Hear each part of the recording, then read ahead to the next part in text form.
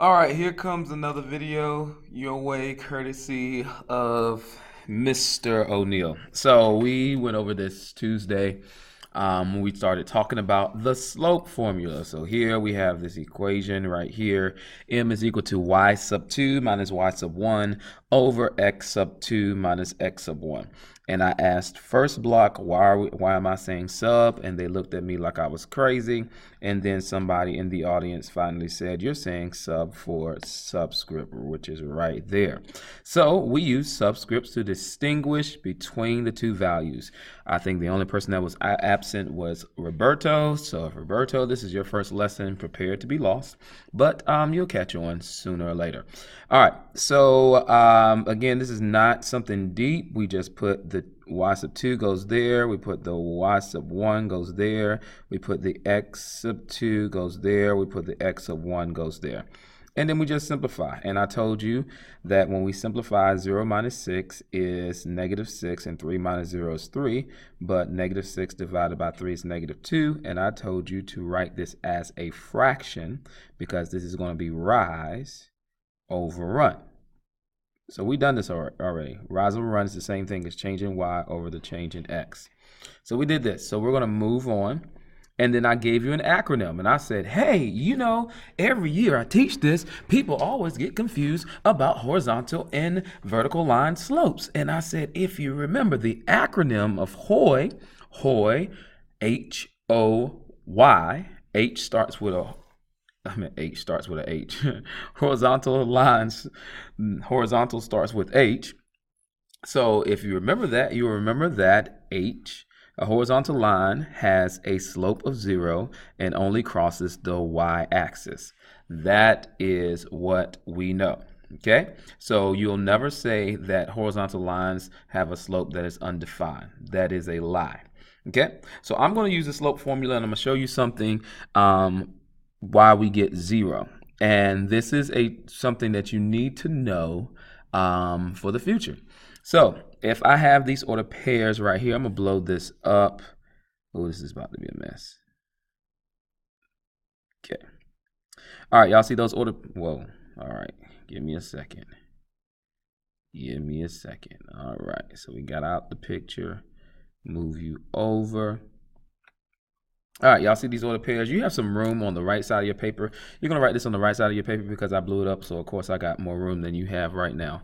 I forgot we're in the ocean today. Y'all see the ocean? Look at the ocean. Yeah, coral reef. All right, so I'm going to show you why you get 0. You need to know this for the future. So the reason why you get 0 is because of this. So if I use the slope formula, if I put this as x sub 1, this is y sub 1. This is x sub 2. This is y sub 2. Why do I put those 1s? Because those are first. Why do I put these 2s? Because those are second. If I use the slope formula, again, you're writing this on the side paper. I expect to see this. I say y sub 2, which is 4, minus 4 over y sub 2 minus y sub 1. Write it down so y'all know exactly what I'm doing. Over x sub 2 minus x sub 1. So slope is equal to that. So if I write this down, I get 4 minus 4 over 5 minus 2. And that gives me 0 over 3. All right, so 0 over 3 is going to be 0. And why is it 0? Okay, I'm going to show you something. I can't remember the girl's name. My first year teaching, she said her elementary teacher told her this trick, and I'm going to show you. But let's look at this. 0 means I stay put. So if I stay there at 0, and that 3 means I run to the right 3. 1, 2, 3. That's why that dot is there. Okay, so we're going to have a horizontal line because there's no rise. So say, for instance, Asa will get this. Chris Tucker will get this. Chris Ennels will get this. Who in second block will get this? Kiara Thomas will get this. Kian will get this. And Zaire will get this. The rest of y'all might not get it. Psych, I'm lying. Y'all will get this. Say, for instance, that 0 represents a number. Because 0 is a number, right? Right? Okay. So, I'm explaining this wrong. Y'all about to be confused. No, don't listen to me. I'm about to explain this wrong. 0, say, for instance, 0 is an egg. All right? Y'all see that 0 could be an egg, right? And the number on the bottom, 3, is a number. But if I look at the number, y'all don't have to write this down. Oh gosh. If I look at the number as a nest, when the egg falls into the nest, the egg is safe and you're left with 0. I know I just blew Jayla's mind. All right, I'm going to do this over again for Jayla. I'm not going to take up too much of your time because y'all got work to do. But say, for instance, again, if 0 over 3, if I look at this as the 0 is an egg, and the number sign, this is a number, this is the hashtag, the same thing as the number sign, is is a nest. If the egg 0 falls into the nest, meaning there's a number on the bottom, your egg is saved, you get 0, because that means the egg lives. Yay, egg lives. Put a little smiley face. Egg lives. Yay, the egg lives. All right, the egg lives. Okay, so that means if I have 0 over a number, my answer is 0. On the contrary, watch this magic. Vertical line, undefined. Slope crosses the x-axis. Oh, I forgot one thing to say up here. Notice that I get 0 when both of my y's are the same. Whoa, that's way too big. Okay, let's just use u. All right. I apologize for this video. It's not one of my best. We get 0 when both of the y's are the same. But what happens if both of the x's are the same? Okay, so I'm going to scroll back over here. Move over, move over, move over. All right, what happens if both of the x's are the same? So let's look at this. So we said vertical lines, that gives you V is for vertical, U is for undefined, X is for crosses the x-axis. So a vertical line has an undefined slope and crosses the x-axis, hence our acronym VUX. All right, so if I do the same thing, X sub 1, Y sub 1, it's supposed to be a 1. X sub 2, Y sub 2. And again, you find your space somewhere over here to your right. But I'm going to put this right here. If I do negative 2, remember it's M is equal to Y sub 2 minus Y sub 1. It's supposed to be a 1 over X sub 2 minus X sub 1. So if I do negative 2, which is Y sub 2, minus 3 over X sub 2, which is 4, minus 4, I end up with negative 5 over 0. So what does that mean? That means go down 5. 1, 2, 3, 4, 5, but don't run any. So that means I have a what? I have a vertical line. So let's use the egg and nest scenario. So I'm going to clear all of this and use the egg and nest scenario so you can see how this applies. Now, y'all need to know this. It's very important. It's really not that important, but it is important for my class. All right, so we got negative 5 over 0. So if negative 5 is the nest, because that represents the number, over the egg has nothing to fall into, so the egg dies. So there is no egg. Therefore, our slope is undefined. I know y'all like that. I know you like that. So you can't divide by 0. Impossible. This is impossible. You can't take something and split. Division means to split it into nothing. That's impossible. That's impossible. So when the egg is on the bottom, there's nothing to save the egg. It dies. There's 9 minutes of class. All right. Let us move on. Hopefully you remember that. I know Kendall liked that. Kendall understands me. She understands me. Yay for Kendall. All right, so that's explaining vertical and undefined again. Vertical, undefined, horizontal, hoy. Yeah, nest and egg scenario. Ooh, look at there. All right, so we've done those problems already. We're not going to go into that. I'm going to show you 2 of these problems for the sake of time. I think I'm going to show you 2 of these problems. Or I might do them all. It just depends on how I feel. All right, so it says find the constant rate of change / slope. So we know that this is the formula. Now, y'all, when we have a table, we don't have to use the formula. I'm going to show you the equation by using our change in y over change in x, because when we see a table, that's what we should think. And then I'm going to take out 2 ordered pairs and show you the same thing. All right. So how does negative 6 become negative 3? Well, that means I'm adding 3. How does 1 become 5? That means I'm adding 4. So the rate of change or the slope would be 3 over 4. Simple as that. I could also take these order pairs out, right? I could also say, hey, I have an order pair. This first order pair would be 1, negative 6. This other order pair would be 5, 5, negative 3. And I could use the slope formula, right? I could say x sub 1, y sub 1, x sub 2, y sub 2. Right? I could do this and plug them into the formula and get the same thing. So watch this. So I'll get negative 3, that's y sub 2, minus y sub 1 is negative 6, over 5 minus 1. Y'all see the twins? Twins. Siamese. So we end up with a positive 3 over 4 as our answer. So again, moral of the story is change in y. When we find the change, this will be a plus sign. When we find the change, everybody, when we find the change, all we're doing is subtracting the numbers. That's how the numbers change. We can subtract the numbers and see how the numbers change. So that is the same thing. So you don't have to worry about that. Don't even worry about that one. Don't do. All right, so let's look at the bottom. It says the rate of change is constant in the table. That's good to know. Find the rate of change. Explain what the rate of change means for the situation. So if we do our rate of change, we say, how does 75 become 100? I'm going to add 25, right? Add 25. And I'm doing that each time, okay?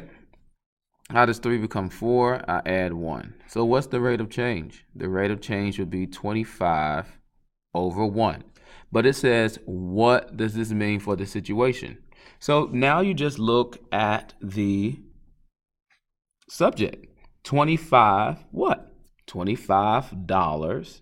Now, y'all did this with rates. So, I mean, this is nothing new. This is like 6th grade work. Every day. So that's what that means. It costs $25 a day. We're going to put it in words. It costs, whatever the it is, because it didn't tell us what it is. It costs $25 a day. All right, so now let's look at the one over here, because I do want to do this, because it involves simplifying. All right, so if I look at this one, 232 becomes 348. First of all, we know that the numbers are increasing, and we can just subtract 348 minus 232 and see what it is. That's 116. Doesn't that sound familiar? Subtracting sounds just like that, right? Subtracting the y's. I can do 6 minus 4 and get 2. So my rate of change is 116 over 2. That means 116 miles every 2 hours. But we know that we do not leave things like this. We need to simplify. So this simplifies to 58 over 1. Okay? So what does this mean? It can be you drive or they drive. You drive 58 miles per hour. That's what would be an R. Looks like an R now. All right, that's what it means. All right, let's keep it moving because I'm going to try to keep this video below 25 minutes. Give y'all some time to work. All right, so rate of change. Rate of change. The rate at which one quantity y changes in relation to another quantity x. We can identify the rate of change in word problems and equations. Let's try. I haven't been too funny in this video. I think I gotta perk y'all up. I'm a little tired today. All right, so directions. Identify the ROC in each word problem and equation. What do you notice about the location of the ROC in each problem? All right, so we know ROC and slope are the same thing. We know they are the same thing. Rate of change and slope. So let's read the first problem. And y'all gonna do some on your own. Then you got homework, and then we're gonna be done. It might be less than 20 minutes. Let's see. A car company charges a flat rate of $50 to rent a car. Maybe y'all should be following along with me. Let me get my hold on, I'll be right back. I'm back. All right, a car company charges a flat rate of $50 to rent a car and $30 a day. Which number represents the rate of change and why? So, a car company charges a flat rate of $50 to rent a car and $30 a day. So, if rate of change is the rate,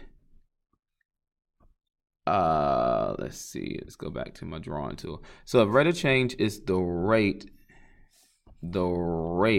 at which one quantity changes, we're looking for a number that's changing over another quantity, okay?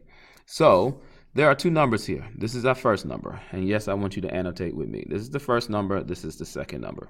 So what number is changing? It says a company charges a flat rate. If this is a flat rate, this number is not changing. So I'm going to put I guess I just made this up in my head as we go. Put a box around this number because that means the number is staying solid. Box solid, I guess so. And then I'm going to put a triangle around the number that's changing because rate of change is the change in y over I'm a beast.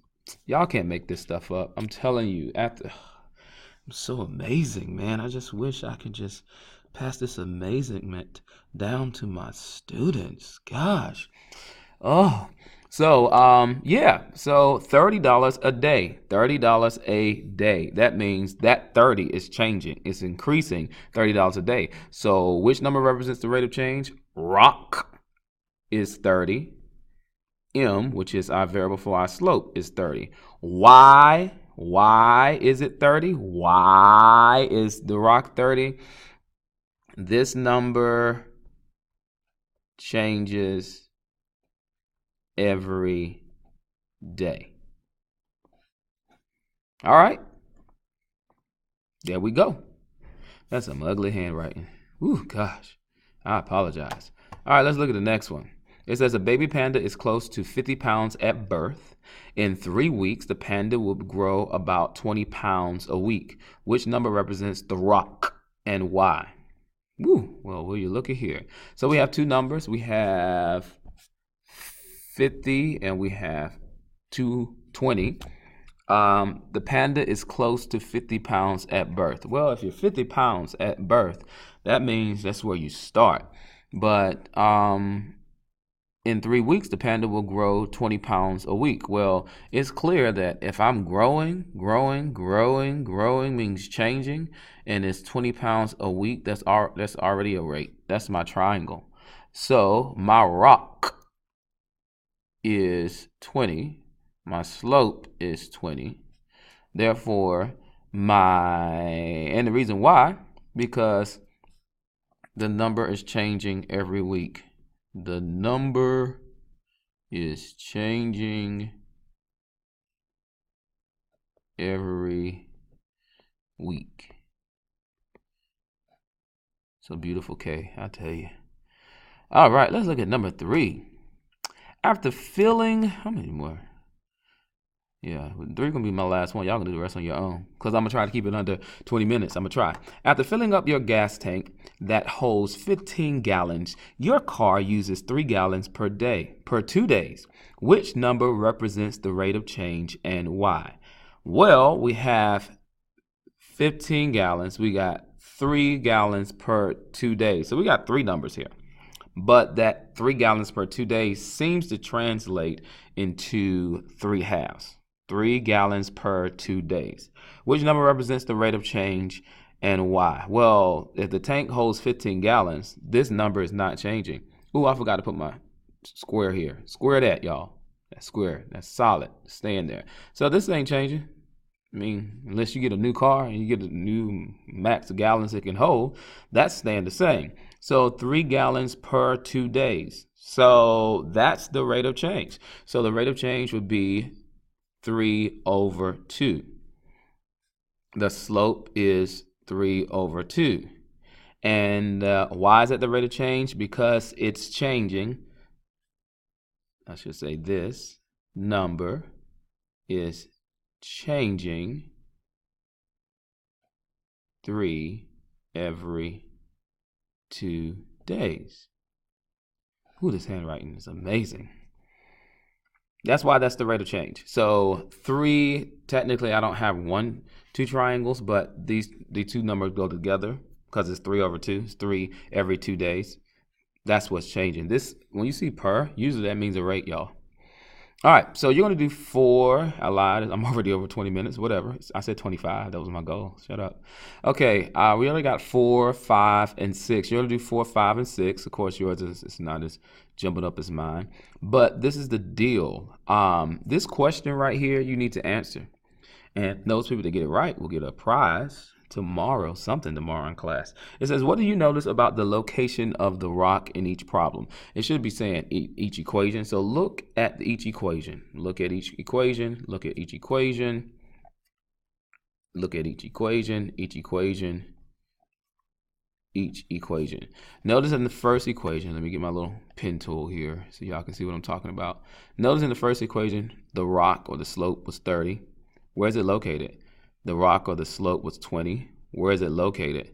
The rock or the slope was 3/2. Where is it located? Because this question is asking, what do you notice about the location of the rock in each problem?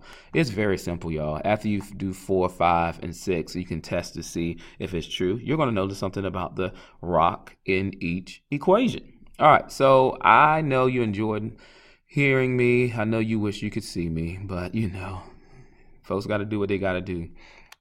Out here trying to change the world. All right, it's been great. This has been another Beast Mode Productions. This is Mr. O'Neal. I'm out.